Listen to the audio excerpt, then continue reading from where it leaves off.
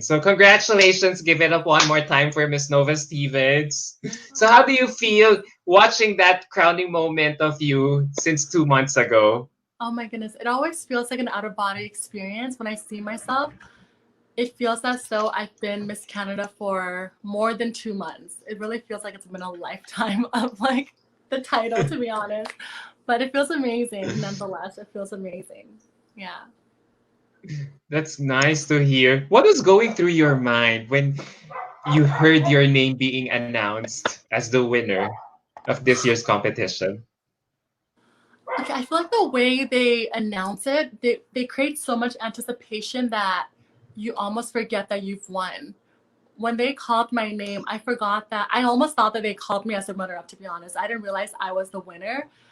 I think I had an out of body experience. Yeah, I really think I was so Oh. shocked. I was so shocked, which is why I was doing this. And then I snapped back to my body and I was like, oh my God, I actually won. But out of body experience. Yeah. Is it still sinking in for you? I think it has finally hit, but it's hard to celebrate because of COVID, you know?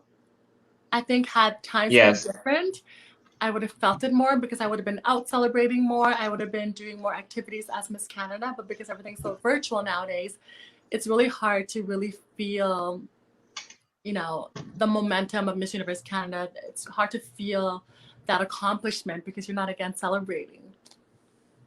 Yeah. Yes, yes, because of the times we are living in right now. So, Yeah. can you say that you've fully adjusted to your role since 2 months ago? I think so. I mean, I don't think it's any different from who I was before. The only difference is I'm doing more interviews. I'm talking a lot more than I did before. But I think I've adjusted quite well. Yeah. I'm like, I just slid So into it. yes, yeah, I'm loving it. You're doing a lot of interviews lately. So how do you feel that there is so much interest about you? I mean, it's nice. It's always nice to be given a platform. I appreciate people like yourself and everyone else that is wanting to know more about myself and my story. Yeah, I think it's great. I want to share my story. I want to encourage other people to also pursue their dreams and to know that the nothing is impossible. Everything beyond imaginable is possible. So Yeah, you've been doing a lot of interviews. So, uh, do you think this is like a dream job for you? absolutely. I mean, I think that when you accomplish something that you wanted for so long, it's hard to really like fathom it, you know? It's definitely a dream job for me to be able to wear Canada on stage, to be called Canada at Miss Universe, to be on that Miss Universe stage is definitely a dream that I wanted for so long. And now that I'm finally living it, it just seems so surreal. So surreal. Yes, because I've been reading so much about you, and I could really tell that that the amazement, the feeling of excitement, and finally getting the crown on your head. Because you joined Miss Universe Canada thrice, Yes. 2014, 2018, and this year. So do you really, what made you persevere? What is it about Miss Universe Canada that you really want? That's why you kept joining. I think if I could describe myself in one word, that word would be like resilience. You know, my whole life has been a testament of overcoming obstacles that have been put my way. And Mhm. not winning was just another obstacle that I could overcome. The first time I competed, I made top 12 without having any experience whatsoever. And then I came back 2018 wanting to be authentic to who I am. But at that time, I actually did worse than the first time I competed. I made only top 20.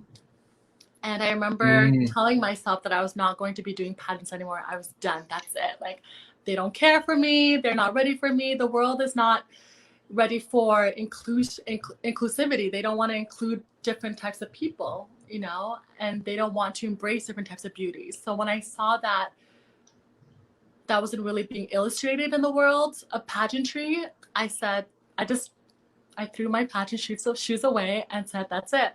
But then 2019 came and Zosa Beanie won. And I remember I texted Natalie Goboba, who was Miss Universe Canada and Miss Universe in '05.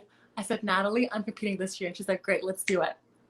So this is why I think it's so important for us to have representation. Had it not been for Zosa Beanie winning, I don't think you and I would be having this conversation right now, because I wouldn't have been able to see myself in that sort of light or environment.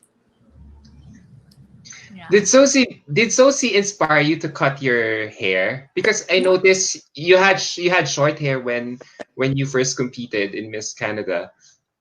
no, I've had short hair since 2015. So right after 2014, I cut my hair. So those beauty did not inspire me to have short hair.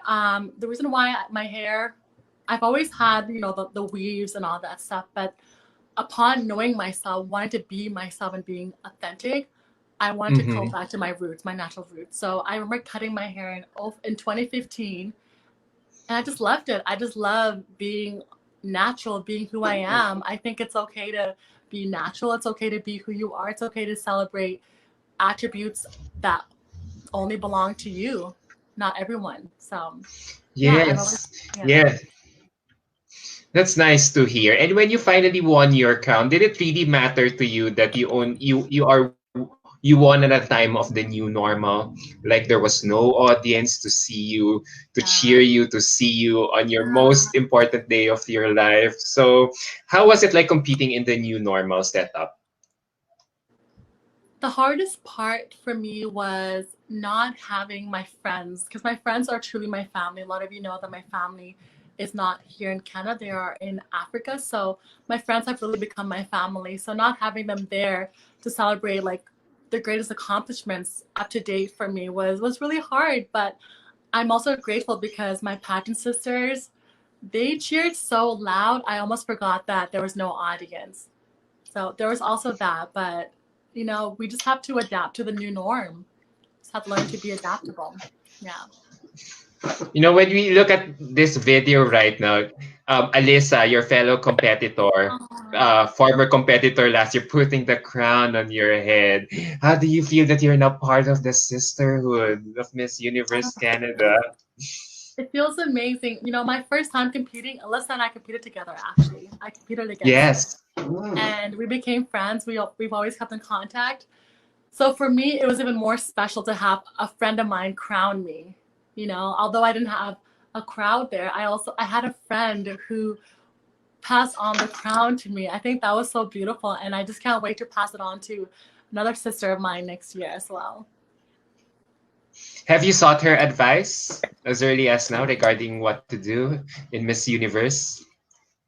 Yeah, I think just be myself, be authentic to who I am, be kind, which is also these are also qualities that I already possess that I stand by. Being kind to myself and also kind to others. So yeah, just be myself. Just be myself and just have lots of fun. Because it's a once in a lifetime opportunity. You don't want to look back and regret not having enjoyed the process. So yeah.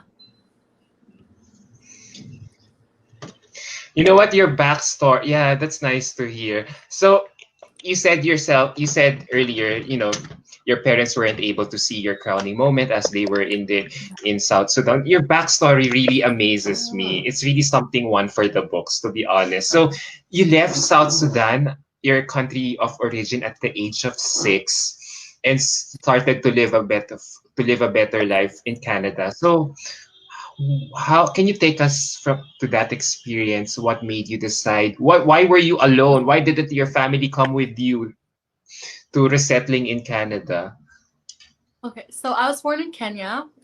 So I left Kenya, not South Sudan. I was born in Kenya, and then I was reunited with my family, with my father and my siblings in Ethiopia in '97. And at that point, I was selected to come to Canada with my cousin. I didn't choose. I mean, I was 6 years old. There was no way that I could tell my parents, let me go to Canada. It was a choice that they made that they thought was best for me and the family at the time. So I left them at 6 years old and I immigrated to Canada with my cousin.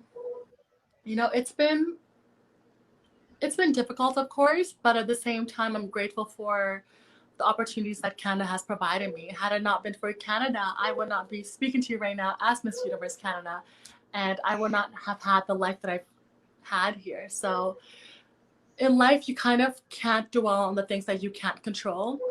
I could just be negative and think about the fact that my family's not here and just sulk and, just depend on the past. But I use that as a form of motivation. I use my family being back home to motivate me to provide a better life for myself and them as well. Right now, is there a way for you to be able to petition them for them to join you in Canada?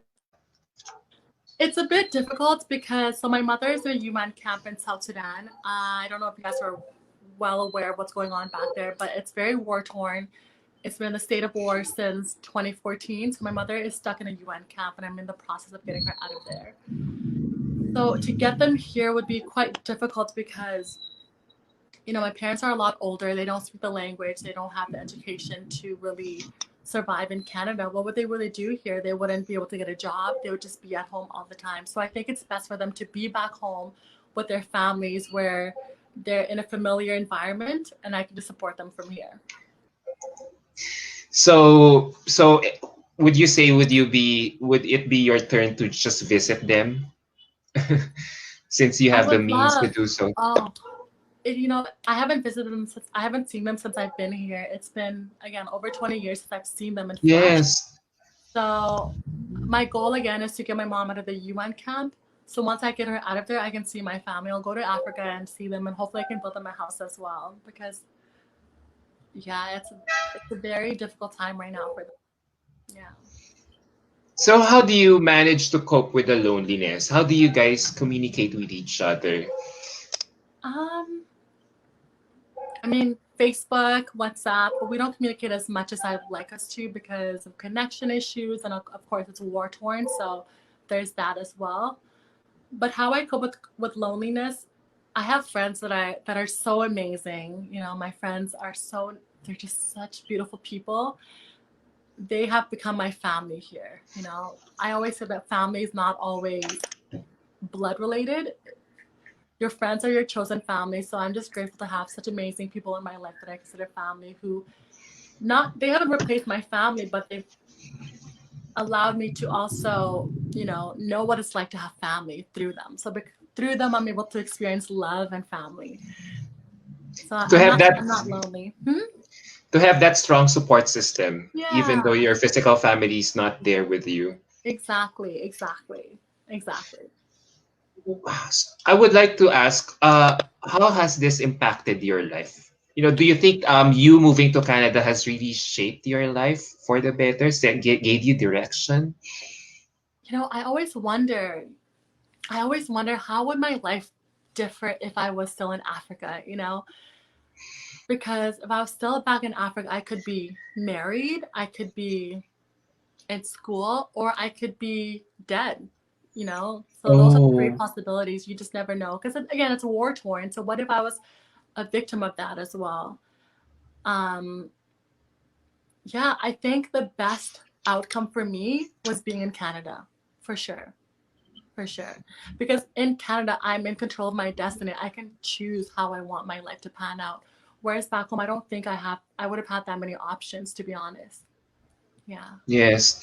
Listening to your backstory, looking at you right now, Mhm. it I'm looking at someone who's very accomplished, who's very motivated, very smart in achieving whatever goals that she wants to do. So I would like to ask, were there hardships that you went through earlier in life to be able to be able to achieve where you are at this moment? Oh my goodness. Absolutely. Adam, my Mm. life has not been an easy path at all. It has been difficult, but at the same time, those difficulties have shaped me. I really do believe that what doesn't kill you makes you stronger. Had it not been for my past experiences, I don't think I would be as strong as I am right now, and I don't think I would be as resilient as I am. And it was through those experiences that I decided that I was going to pursue my dreams no matter what. No matter how many Mhm. times I fall, I will get up. So as long as you get up and just move, you will eventually get there. It's not how long you get, it's not when you get there. Or it's not how long you get there, it's when you get there. So I could have given up the second time for Miss Universe Canada, but I didn't. See, had I Mhm. given up, I would have not achieved my goal. So it's so important in life that you don't give up. If you really truly want something, if you truly want it, have that desire push you, have that desire give you the extra strength to run that extra mile to finish, to get to the finish line. Being a woman of color, Mm-hmm. settling in Canada, did you have a hard time fitting in the norms in terms of the beauty norms of your country before? Of Canada, Yes, yes.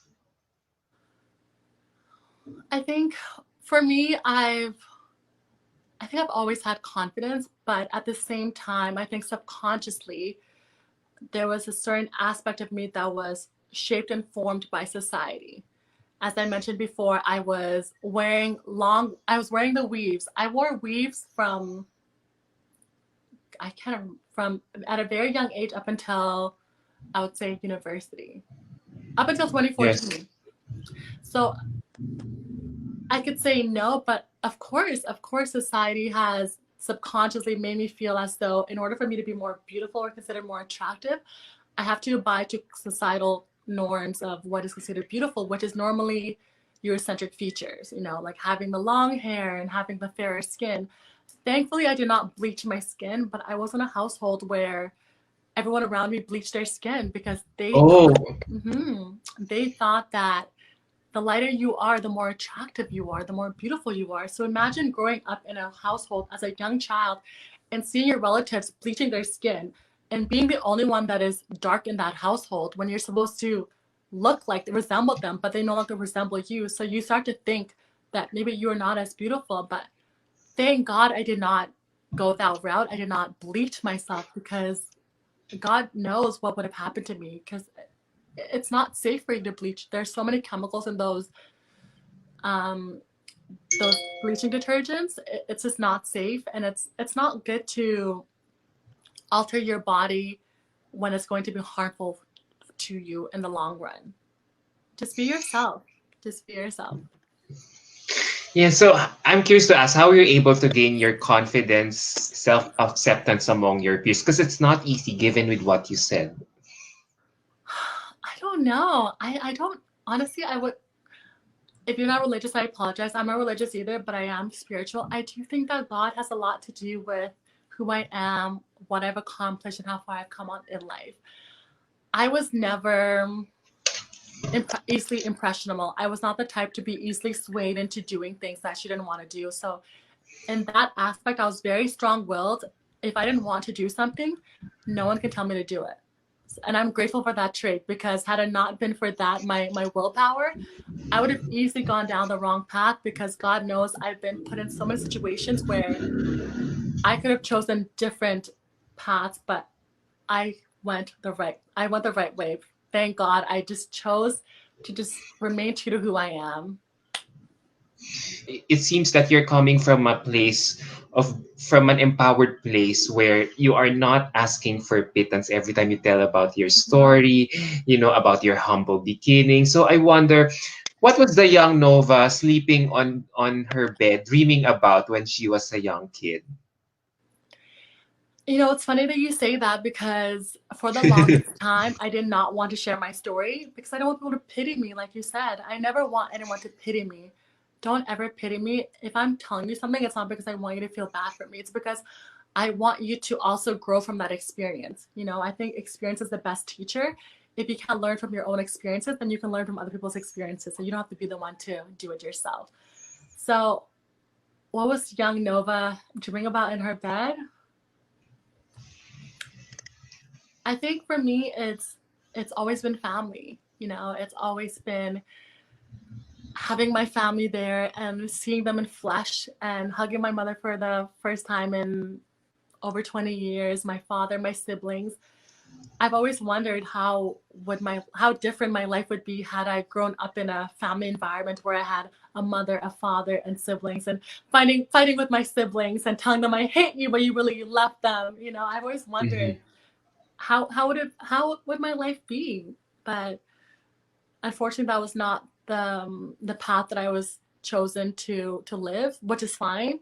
But hopefully for my next life, I'll be able to live in a world where I can actually see my mother every day, talk to her every day, hug her, kiss her. So for me, it was definitely having my family, because I've had to move from, I never really had a stable home growing up. So stability was something that I've always wanted. So as I've gotten older, which is why I moved out at 15, because I wanted to create more stability. I realized that for me at the time, I was the only person that could take care of myself, and I was the only person that really cared about my needs. You know, and you have, sorry guys, I'm like kind of sick, so my voice is like in and out. So I'm sorry. I realized that when you depend on yourself, then it's hard for you to be disappointed. Whereas when you depend on other people, there's always room for disappointment because you have expectations. So I never expect anyone to do for me what I can do for myself. But you've been accomplishing so many things. Yeah. What is making you go the distance despite all the hardships, despite your humble beginnings? What is making you power through all these? Because you're a woman full of conviction, full of hope, full of dreams, full Yeah. of Again, I feel like it's a disservice to myself if I give up. I've come so long. I've come such a long way from my where I like my country. For me to give up, it's a disservice to myself and my family. I was chosen to come to this country to make a better life for myself. So if I don't accomplish that, then I feel as though the sacrifice that my parents have made to send me here would have been for nothing. So I have to use everything I have in my power to make the best life has to offer for me. Is this something that you would like to achieve with your newfound platform? I have lots I want to achieve. um, Yeah, apart from, yeah. I have lots. Okay.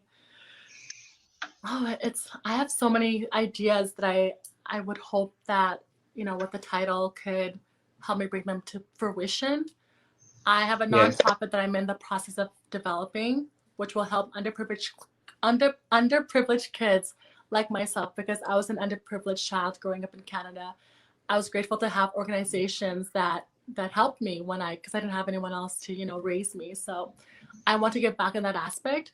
So education, business, something that are very important to me, as well as just I don't know, I just want to pay it forward, to be honest, Adam. It's so simple. I just want to pay it forward, whether it's with my time, my money. I just really want to give back to the community that raised me. Is this something that you would bring to your agenda come Miss Universe next year? I really don't like the word agenda. I feel like it sounds so negative. They're like, what is your agenda? What it's like, Sorry. no, no, I'm no, sorry. no, it's not you, but Or is it something that you would bring to the table come Miss Universe time? uh, Okay. no, it's not you, but it's just like I feel like that word is just like it has like a weird connotation, like what's your agenda? But what I want to bring to Miss Universe is the celebration of everyone. I Yes. really feel as though the beauty of the world is diversity, and we forget that the world is not black and white. The world has so many people from different walks of life, cultural backgrounds, sizes, shades, shapes. So it's important to have that reflected at Miss Universe, because if we're talking about the universe, we can't just showcase a singular group. It has to be the universe as a whole, right? So Yes. I want the world to know that you can be white and beautiful, you can be black and beautiful, you can be Asian and beautiful, you can be Indian and beautiful. It doesn't matter where you come from. Everybody is beautiful. Okay, there isn't a prototype of what is beautiful, because for the longest time there has been a prototype, and it's just mainly those with fairer skin and Eurocentric features, which is why bleaching is prominent in Asia, South Asia, in Yes. Africa, in everywhere, everywhere it's prominent, because we have been conditioned to think that the lighter you are, the more attractive you are. But that's not true. You know, it's not true. You can be dark and still beautiful. You can be light and still beautiful. But what really matters is your inner beauty, and how you treat yourself, and how you treat others. If you are pretty on the outside, but you are not kind on the inside, then I almost feel as though that's a waste of beauty. You know?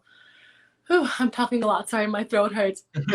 So how do you, yeah, no worries. So how do you feel pageants like Miss Universe are getting more and more inclusive nowadays? You know, when, Yeah. like last year when when a lot of women of color dominated the major pageant systems. Yes.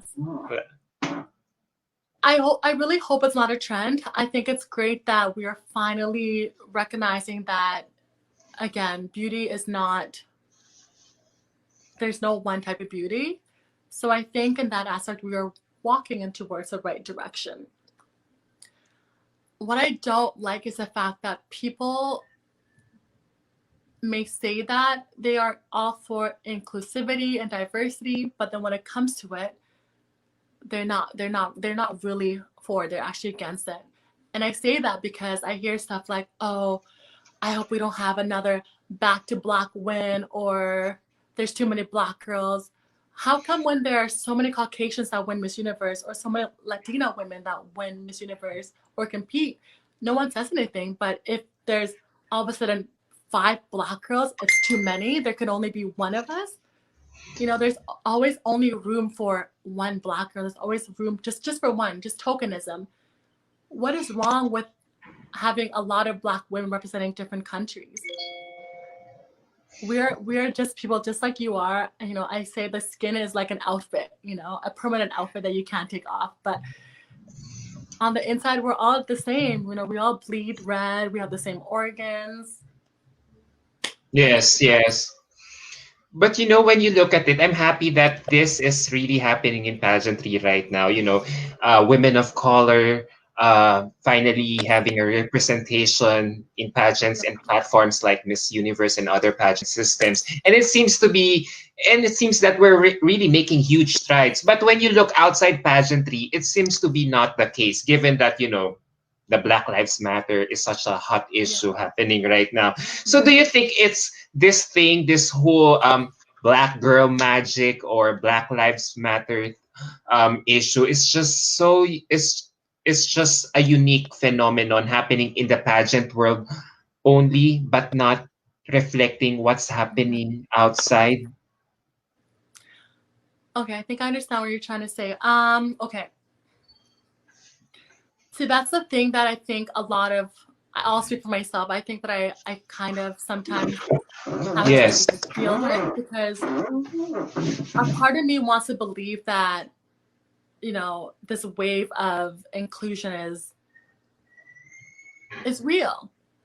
But then a part of me also feels as though it could also be people just wanting to be join the bandwagon, not feeling as though they are racist. So Mhm. they have to showcase to the world that they support Black Lives Matter. But I don't know if they're all in support of Black Lives Matter behind closed doors, you know, because you Yes. can pretend to be anyone you want online, you can be anyone you want outside, but when you're at home, that is when you remove all of the layers, all of the costumes that you're wearing. You remove them and you become yourself. So I really wonder if these people are really, really proactive in their advocacy for Black Lives Matter and inclusions at home. Yes. And it's nice that, you know, you've been very active about it, you know, spreading awareness about the issue. So how was it like creating that freedom movement you spearheaded last June? Was it a liberating experience for you in a way? I don't know if liberating is the right word that I want to use. For me, I felt as though I had no choice, you know. I'm the type of person that if something is wrong, rather than wait for someone else to fix it, I'm going to try to fix it. You know, I will never be the type of person to wait for someone else to stand up for what is right if I believe that what they're doing is wrong. I'm not afraid to use my voice and stand up and really speak for those that can't speak for themselves. So when everything was going on with like Black Lives Matter, I couldn't find it in my soul just to sit there and relax. I couldn't do that because as a Black woman, as a Black person, I can be any of those people that have lost their lives to police brutality. You know, I travel to America. I travel. I could be anywhere in the world and I could be a victim because of the color of my skin. Because unfortunately, being Black is a death sentence. You know, it has become a death sentence, and we're only recognizing this right now because of social media. But this is nothing new. Police brutality and racial injustice has been happening for centuries against Black people and people of color and Indigenous people. So when people say that it's a movement that's only happening now, it's because their eyes have not been opened, you know, and it's because they have not been experiencing it firsthand for them to realize the severity of this issue. Because unless you are a person of color, it's hard for you to understand the issues pertaining to Black Lives Matter and what it means to be a Black person in this world. You know, there's Yes. systemic racism in education, in the workplace, and beauty. Every industry always excludes us. The only industry that I would say we excel in, that they allow us to excel in, is music. And I'm not Music, sure yes. why, but yeah, anything to do with like academics, anything to do with like sports or music, entertainment, they allow us to, but they don't want the world to see us as more than just entertainers, because we're more than that. We are academic as well. We're educators. We are business minded, but we're only shown in one light. And even in Hollywood, they don't always show dark women. They always show lighter skinned Black women. You know, which Yes, again yes. is telling you guys and me as well that you're Black and beautiful when you are a lighter skinned woman. You know? Yes. You know, I had always hope about this particular topic, considering that we had an African American president back in 2008. Yes. So I thought, you know, people would be more open-minded about it, would be more accepting about it, but it seems to be not the case, and it still pervades even up to this now, up until this time. So do you think will we ever resolve this issue in our generation, or is it something that will remain unsolved as long as we don't change our minds in the near No, future? I'm hopeful. I really am hopeful. I really do think that we can. But it has to be a collective movement. It can't just be people of color fighting for, you know, equal rights. It has to be everyone across the board advocating for change, recognizing that we are just the one race and that's the human race. You know, being Black, white, that's just the exterior, but ultimately we're all the same. So I really do believe that we can accomplish that goal, but it starts with us having those conversations, talking about it, having open dialogue where we can come to a resolution of some sort. Yes. Wait, before we proceed, there's a comment here Yeah. from our follower. Jude Mango is saying he's listening, he's tuned in. He has a comment. Wow. Nova has an excellent point out there.